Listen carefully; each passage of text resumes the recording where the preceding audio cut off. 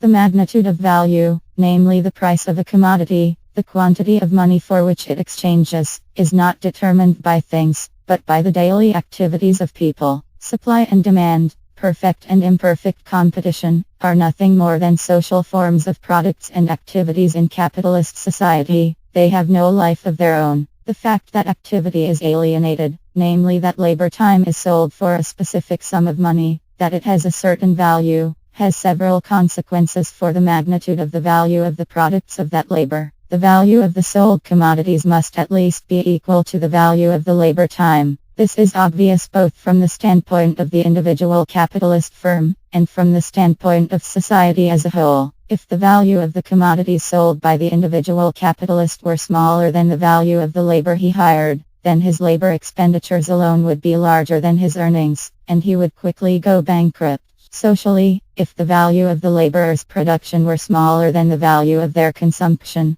then the labor force could not even reproduce itself, not to speak of a class of capitalists. However, if the value of the commodities were merely equal to the value of the labor time expended on them, the commodity producers would merely reproduce themselves, and their society would not be a capitalist society. Their activity might still consist of commodity production, but it would not be capitalist commodity production. For labor to create capital, the value of the products of labor must be larger than the value of the labor. In other words, the labor force must produce a surplus product, a quantity of goods which it does not consume, and this surplus product must be transformed into surplus value, a form of value which is not appropriated by workers as wages, but by capitalists as profit. Furthermore, the value of the products of labor must be larger still, since living labor is not the only kind of labor materialized in them. In the production process, workers expend their own energy, but they also use up the stored labor of others as instruments, and they shape materials on which labor was previously expended. This leads to the strange result that the value of the laborer's products and the value of his wage are different magnitudes, namely that the sum of money received by the capitalist when he sells the commodities produced by his hired laborers is different from the sum he pays the laborers. This difference is not explained by the fact that the used up materials and tools must be paid for. If the value of the sold commodities were equal to the value of the living labor and the instruments, there would still be no room for capitalists. The fact is that the difference between the two magnitudes must be large enough to support a class of capitalists, not only the individuals, but also the specific activity that these individuals engage in, namely the purchase of labor. The difference between the total value of the products and the value of the labor spent on their production is surplus value,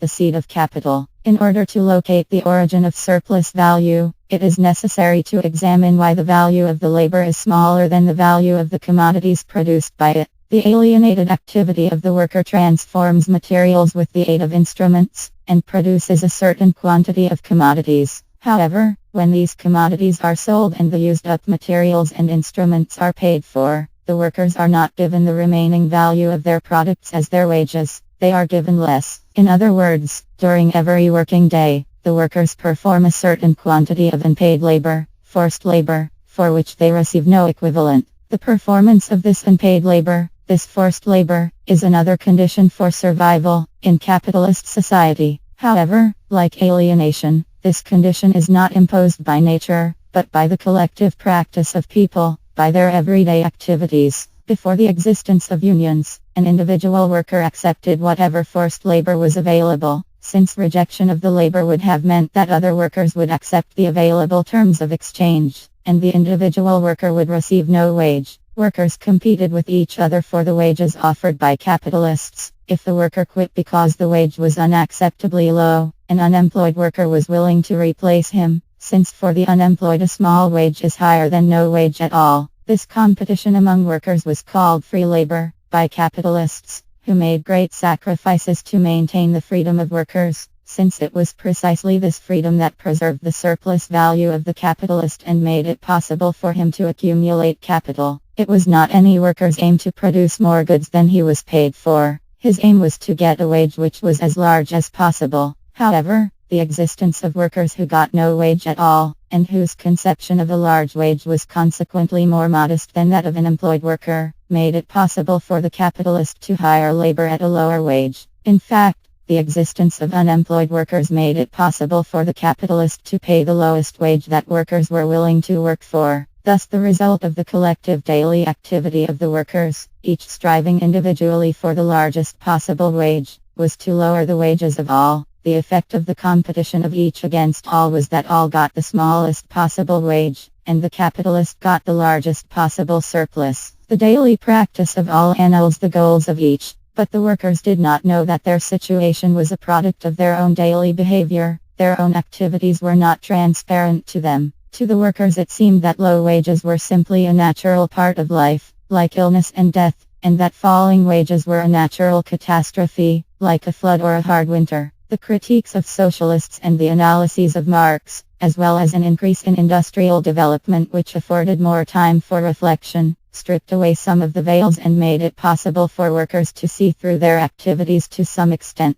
However, in Western Europe and the United States, workers did not get rid of the capitalist form of daily life. They formed unions, and in the different material conditions of the Soviet Union and Eastern Europe, workers and peasants replaced the capitalist class with a state bureaucracy that purchases alienated labor and accumulates capital in the name of Marx. With unions, daily life is similar to what it was before unions. In fact, it is almost the same. Daily life continues to consist of labor, of alienated activity, and of unpaid labor, or forced labor. The unionized worker no longer settles the terms of his alienation. Union functionaries do this for him. The terms on which the worker's activity is alienated are no longer guided by the individual worker's need to accept what is available. They are now guided by the union bureaucrat's need to maintain his position as pimp between the sellers of labor and the buyers. With or without unions, surplus value is neither a product of nature nor of capital. It is created by the daily activities of people. In the performance of their daily activities, people are not only disposed to alienate these activities, they are also disposed to reproduce the conditions which force them to alienate their activities, to reproduce capital and thus the power of capital to purchase labor. This is not because they do not know what the alternative is. A person who is incapacitated by chronic indigestion because he eats too much grease does not continue eating grease because he does not know what the alternative is. Either he prefers being incapacitated to giving up grease, or else it is not clear to him that his daily consumption of grease causes his incapacity. And if his doctor, preacher, teacher and politician tell him, first, that the grease is what keeps him alive, and secondly that they already do for him everything he would do if he were well, then it is not surprising that his activity is not transparent to him and that he makes no great effort to render it transparent.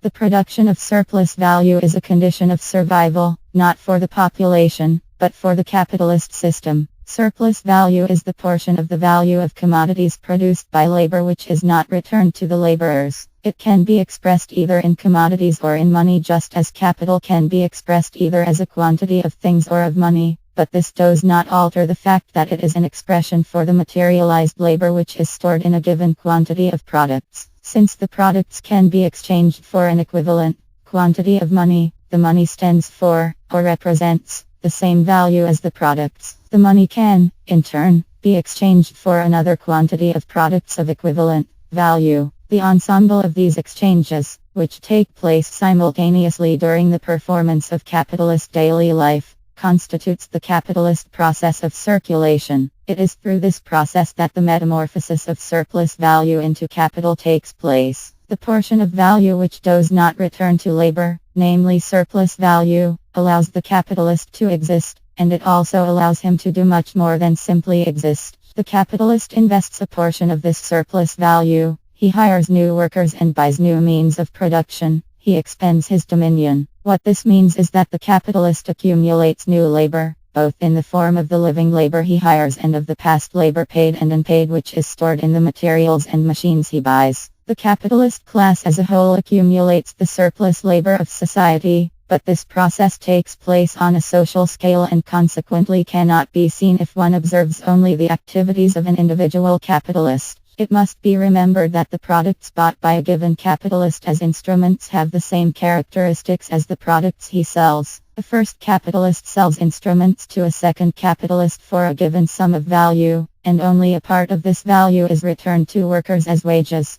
The remaining part is surplus value, with which the first capitalist buys new instruments and labor. The second capitalist buys the instruments for the given value, which means that he pays for the total quantity of labor rendered to the first capitalist, the quantity of labor which was remunerated as well as the quantity performed free of charge. This means that the instruments accumulated by the second capitalist contain the unpaid labor performed for the first. The second capitalist, in turn, sells his products for a given value, and returns only a portion of this value to his laborers. He uses the remainder for new instruments and labor. If the whole process were squeezed into a single time period, and if all the capitalists were aggregated into one, it would be seen that the value with which the capitalist acquires new instruments and labor is equal to the value of the products which he did not return to the producers. This accumulated surplus labor is capital. In terms of capitalist society as a whole, the total capital is equal to the sum of unpaid labor performed by generations of human beings whose lives consisted of the daily alienation of their living activity. In other words, capital, in the face of which men sell their living days, is the product of the souled activity of men, and is reproduced and expanded every day a man sells another working day, every moment he decides to continue living the capitalist form of daily life.